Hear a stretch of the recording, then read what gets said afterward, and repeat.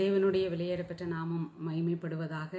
பெண்களின் காலை தியானத்தின் மூலமாக மறுபடியும் சகோதரிகள் யாவரையும் சந்திப்பதில் மிக்க மகிழ்ச்சி. கர்த்தர் நல்லவர்.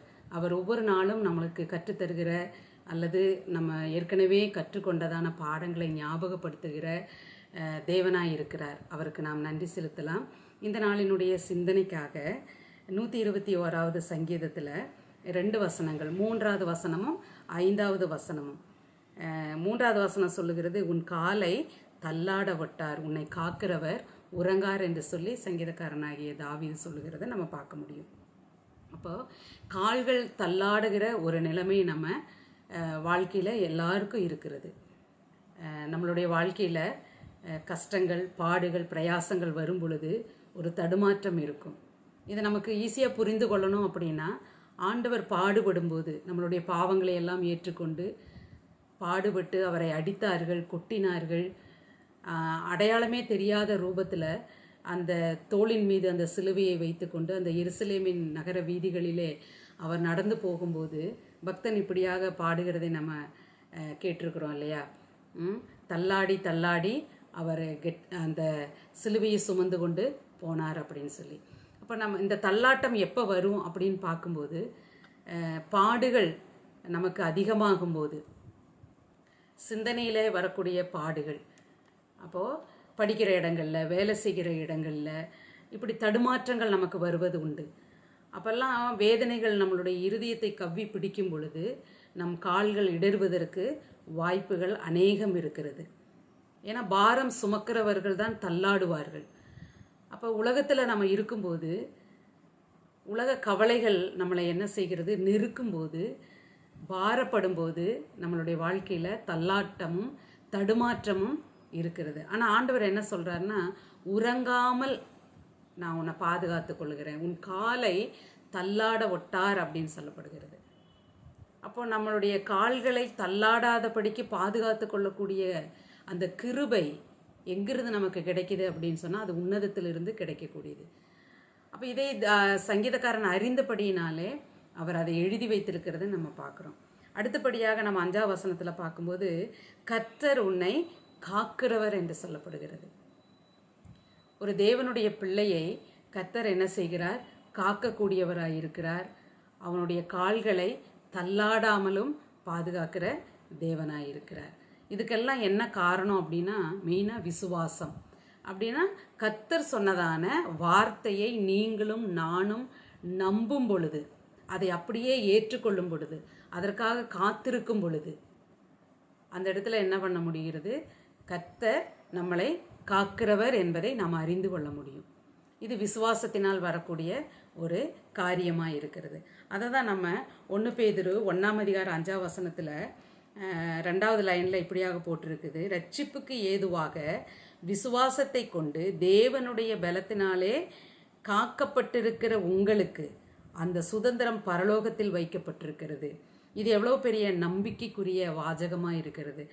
அதாவது இது சாதாரணமான நம்பிக்கை இல்லை, ஜீவனுள்ள நம்பிக்கையாக இருக்கிறது. ஏன்னா இது தேவ பல, விசுவாசத்தினாலே காக்கப்பட்டிருக்கிற நமக்கு இது தேவ பலனாய் இருக்கிறது மாத்திரமல்ல, அந்த சுதந்திரம் பரலோகத்தில் வைக்கப்பட்டிருக்கிறது அப்படின்னு சொல்லப்பட்டிருக்கிறது. அப்போ அதற்காகத்தான் நாம் என்ன செய்கிறோம், விசுவாசிக்கிறோம், அந்த சுதந்திரத்தில் பங்காளிகளாய் தீரும்படியாக. அந்த விசுவாசம் நம்மளை ஊக்குவிக்கக்கூடியதாய் காணப்படுகிறது. அப்போ ஒரு தேவ பிள்ளையினுடைய வாழ்க்கையில் ஜீவனுள்ள ஒரு நம்பிக்கை அந்த விசுவாசத்தினாலே வருகிறது. அப்படி விசுவாசிக்கிறவர்களுக்கு தேவன் அவர்களை காக்கிறவராய் இருக்கிறார். இந்த உலகத்துக்குள்ளாக நம்ம போகும்போது எத்தனை அழிவுகள், எத்தனை நாசங்கள், எத்தனை மோசங்கள், இதெல்லாம் வரும்போது கர்த்தரை சொந்த இரட்சகராக ஏற்றுக்கொண்ட பிள்ளைகளுக்கு கர்த்தர் சொல்லக்கூடிய வார்த்தை, நான் உன்னை காக்கிறவர் அப்படின்னு சொல்கிறாரு. அடுத்தது என்ன சொல்கிறாரு, கர்த்தர் உன் வலது பக்கத்தில் உனக்கு நிழலாய் இருக்கிறேன்னு சொல்கிறாரு. அது மாத்திரமல்ல, மத்தேயில் நம்ம படிக்கும்போது என்ன வாசிக்கிறோம் அப்படின்னு சொன்னால், 10ஆம் அதிகாரம் 30-31 பார்க்கும்போது நம்ம தலைகளில் இருக்கிறதான மயிரெல்லாம் எண்ணப்பட்டிருக்கிறது என்று சொல்லப்பட்டிருக்கிறது. அப்போ அவருடைய கண்களுக்கு மறைவானது ஒன்றும் இல்லை. இவைகளெல்லாம் அறிந்திருக்கிற தேவன் சொல்லுகிறார், நான் உன்னை காக்கிறேன், உனக்கு வலது பக்கமாய் நிழலாய் இருக்கிறேன் அப்படின்னு சொல்கிறார். எவ்வளோ ஒரு நல்ல தெய்வம்! உங்களையும் என்னையும் ரட்சித்திருக்கிற தேவன். இதை சொன்ன ஆண்டவர் எப்படிப்பட்டவர்! அண்டசராசரங்களையும் உண்டாக்கினவர். அது மாத்திரமல்ல, இஸ்ரவேல் ஜனங்களுக்கு வனாந்திரத்தில் வழியை உண்டாக்கின தெய்வம், அவாந்திர வழிகளில் ஆறுகளை உண்டாக்கின தெய்வம், ராஜாதி ராஜா, கத்தாதி கத்தா, சேனைகளுக்கெல்லாம் அதிபதியாய் இருக்கக்கூடிய தேவன், இருளில் ஜனங்கள் வசிக்கக்கூடாது என்பதற்காக அவர் வெளிச்சமாய் இருக்கக்கூடிய தேவன். அப்படிப்பட்டவர் தான் நம்மளை காக்கிறேன் என்று சொல்லியிருக்கிறார். இன்னைக்கு நம்மளுடைய பெற்றோர்கள், நம்மளுடைய பிள்ளைகள், உறவினர்கள், மற்ற மனிதர்கள் எல்லாம் என்ன சொல்லுவாங்க? நான் உனக்கு கூடவே இருக்கிறேன், உன்னை நான் பார்த்துக்கிறேன் அப்படின்னு சொல்லுவாங்க. ஆனால் அவங்களால என்ன செய்ய முடியாது? சொன்னவங்க மரித்து போகக்கூடிய சூழ்நிலைகள் கூட வருகிறது. அவர்களால் அதை சாதிக்க முடியாது. ஏன்? காரணம் என்ன? பாவத்தில் பிறந்த எந்த மனிதனாலையும் சொன்ன வார்த்தைகளை காப்பாற்ற முடிகிறதில்லை. ஆனால் உங்களுக்குள்ளும் எனக்குள்ளும் இருக்கிறதான ஆண்டவர் சர்வசக்தன், சர்வ வியாபி, எங்கும் நிறைந்திருக்கக்கூடிய தெய்வம். அவர் சொன்ன மாதிரி இருக்கும். அதுதான் விசுவாசம். அதுதான் ஒரு பிள்ளைக்கு தேவ பலன். இந்த நம்பிக்கையில் நம்ம வாழும்போது ஒரு தடுமாற்றமும் நம்மளுடைய வாழ்க்கையில் என்ன செய்யாது?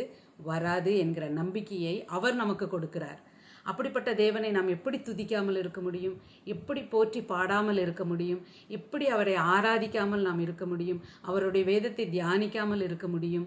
அந்த வாஞ்சையும் விருப்பமும் உங்களுக்கும் எனக்கும் இருக்கும்போது கர்த்தர் நம்மளோடு கூட இருந்து அவைகளெல்லாம் நிறைவேற்றக்கூடிய தேவனாய் இருக்கிறார்.